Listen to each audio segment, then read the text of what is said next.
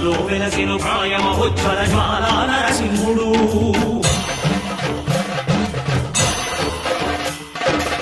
భక్తాభిష్టములన్నీయు తీర్చే లక్ష్మీ నరసింహుడు సుఖ శాంతులను చేకూర్చు శుభయో